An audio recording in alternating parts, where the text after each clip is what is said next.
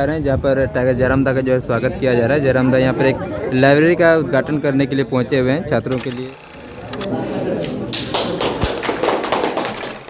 जयराम जी से हम जानना चाहेंगे, आपने भाषणों में कहा कि हम सांसद लाइब्रेरी का उद्घाटन करेंगे। देखिए अब लाइब्रेरी दिखना स्टार्ट हो गया है। हाँ बिल्कुल, ये बहुत ही बेहतर पहल है, क्योंकि आप सभी जानते हैं कि आज अगर इतनी निर्भीक से अपनी बातों को रख पा रहा हूँ तो उसमें मेरी ताकत एजुकेशन है। और मैंने कल भी उदाहरण में दिया था कि ऐसा नहीं है कि जीएम केवल हमसे ही डरते हैं। जीएम लोग और 2-4 विधायक और सांसद से डरते हैं, लेकिन उनसे इसलिए डरते हैं कि वो दबंग ही है। लेकिन हमसे इसलिए डरते हैं पावर ऑफ एजुकेशन, कि लड़का पढ़ा लिखा है, ये जो सवाल करता है बहुत तगड़ा करता है और सवाल का हम लोग निरुत्तर हो जाते हैं।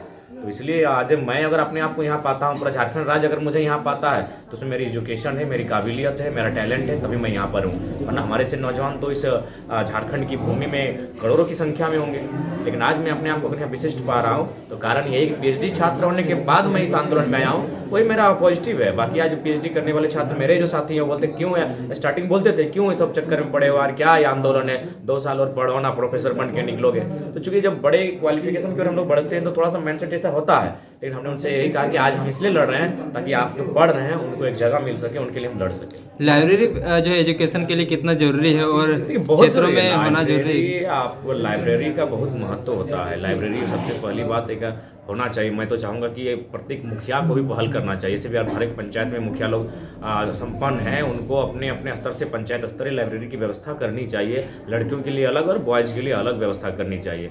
देखिए आज कहीं ना कहीं अगर झारखंड पिछड़ा है तो उसमें एक हमारा, ठीक है, हम अन्य लोगों को दोष देते हैं, स्वाभाविक दोष है कि अन्य राज्यों के लोगों ने आकर हम पर दमन किया, दोहन किया, लेकिन कुछ कमियां और खामियां हमें भी रही कि हमने शिक्षा को हथियार नहीं बनाया। हमने अगर शिक्षा को हथियार बनाते, आधार बनाते तो निस्संदेह ही बदलाव होते। तो इसलिए अभी देर आए दुरुस्त आए। अब झारखंड भी डिजिटल क्रांति की ओर बढ़ रहा है, झारखंड भी एजुकेशन क्रांति की ओर बढ़ रहा है और निश्चय ही आने वाले कुछ ही वर्षों में इसका बहुत बेहतर परिणाम देखने को मिलेगा। यानी आपका जो रहेगा मैनिफेस्टो, उसमें शिक्षा एक नंबर में? हाँ बिल्कुल, शिक्षा, देखिए शिक्षा ही है जीवन का आधार है। और हमारी पीएचडी की क्लास में याद आती है उस प्रोफेसर की तनख्वाह लगभग 2.5 लाख के आसपास थी। तो जब मैंने तनख्वाह इसलिए कहा कि लोग तो आज के डेट में तनख्वाह सुनने के बाद वजन देते हैं, तो उन्होंने ब्लैक बोर्ड पर एक लाइन लिखा, मैन इज एन एनिमल। तो फिर काफ़ी विवाद हुआ, क्योंकि पीएचडी के छात्र तो 9-10 के छात्र होते नहीं कि आप कुछ भी लिखें और चुप बैठेंगे। उन्होंने सवाल जवाब हुआ, उन्होंने बस एक ही वर्ड जोड़ा था उस लाइन में, उस सेंटेंस में, कि man is a rational animal.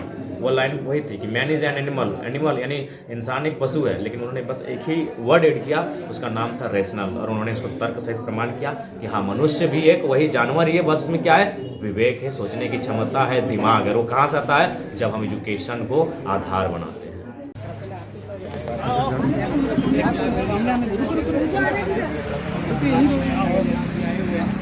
यहाँ पे आप देख पा रहे हैं ये पुस्तकालय है।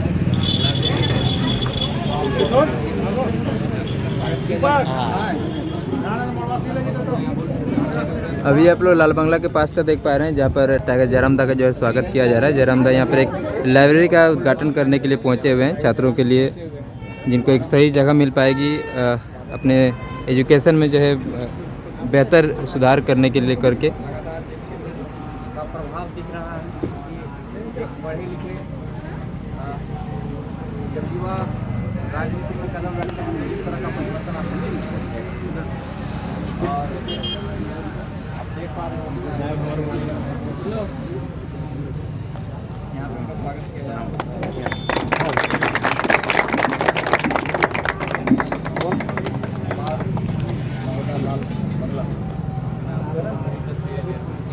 चलिए कौन बोल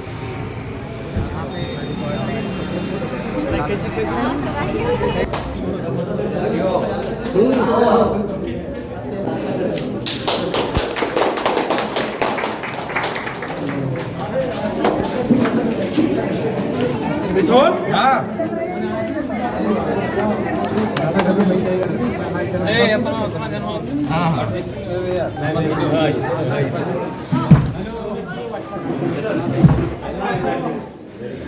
देखिए यहाँ पे कितने स्टूडेंट यहाँ पर आप लोग ये लाइब्रेरी आप लोग देख पा रहे हैं, जिसका टाइगर जयरामदा ने जो है स्वागत यहाँ पर उद्घाटन जो है किया है और सभी छात्रों ने जो है जयरामदा का यहाँ पर स्वागत किया। लगभग दर्जनों छात्र यहाँ पर एक साथ बैठ करके पढ़ाई कर सकते हैं और ये एक इससे पहले जब हम तैयारी करते थे तो हम बहुत सारा माने कि परेशानी से गुजरे थे, जैसे टेबल चेयर का हो, पर्सनल सीट का हो।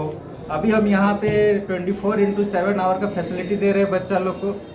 24 घंटा किसी भी दिन आके यहाँ पे बच्चा किसी भी टाइम पे अपना प्रिपरेशन कर सकते हैं। उसके बाद हम अपने एरिया के गर्ल्स को भी प्रोत्साहन करने के लिए से 15% यहाँ पे विशेष सुविधा है। हाँ, 15% फी में डिस्काउंट दे रहे गर्ल्स लोग को।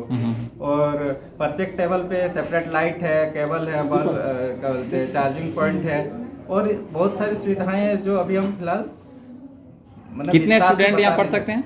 यहाँ पे 31 स्टूडेंट का सीट बना है, लेकिन टाइमिंग हिसाब से आप देखेंगे तो 60 बच्चा, 60 से 70 बच्चा को हम एडजस्ट कर सकते हैं। स्टूडेंट्स कोई क्लास वगैरह ऐसा कुछ है क्या कि ऐसा क्लास के लिए हम वाईफाई का कनेक्शन दिए। आजकल तो ऑनलाइन का ज़माना है और हम जिस एरिया से बिलोंग करते हैं, गांव घर के एरिया से, यहाँ पे बच्चा लोग के पास उतना पैसा नहीं है कि वो रांची में, दिल्ली में जाके रूम लेके इफेक्ट कर सकते हैं। लेकिन आज ऑनलाइन क्लासेस है, सारा टीचर लोग ऑनलाइन कोर्स बेच रहे, कम दाम पे बेच रहे।